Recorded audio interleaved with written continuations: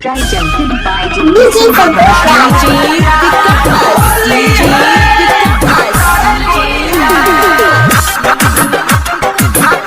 DJ Santosh Raj.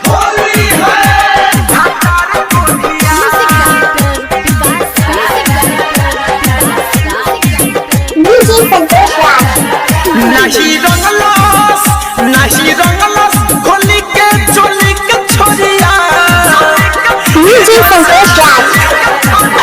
नाही रंगलस होली के चोली के छोरिया होलियों में ना आइले भतार कोढ़िया होलियों में ना आइले भतार कोढ़िया असरा देलस कि कह के आई बकोरिया असरा देलस DJ Santosh Raj.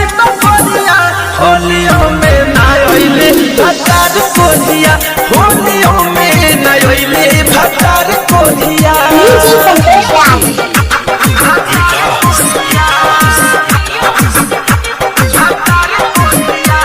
DJ Santosh Raj. धोरी देवरा के लाइक लेखा तोहरे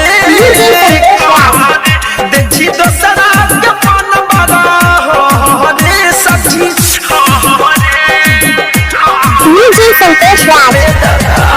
धोरी देवरा के लाइक लेखा तोहरे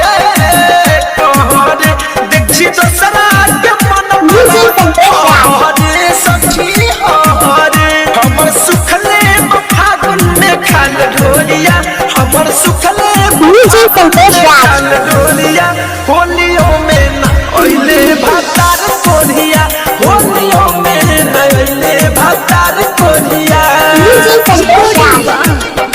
Dangay Recording Studio Nonora. DJ Santosh Raj. रे सखी देखो सबके भतार घरे आ गइले DJ Santosh Raj. देखो धर कंधनन जाए छा गइले DJ Santosh Raj. देखो सबके भतार घरे आ गइले देखो राइटर थारू छा गइले फिर जे ड्यूटी करेला धोधो के बोलिया डीजे विकास DJ Santosh Raj. के बोलिया होलियों में ना आइले भतार कोढ़िया होलियों में ना आइले भतार कोढ़िया असरा देलस कि कह के आई बकोरिया असरा देलस कि कह के आई बकोरिया DJ Santosh Raj. में ना आइले भतार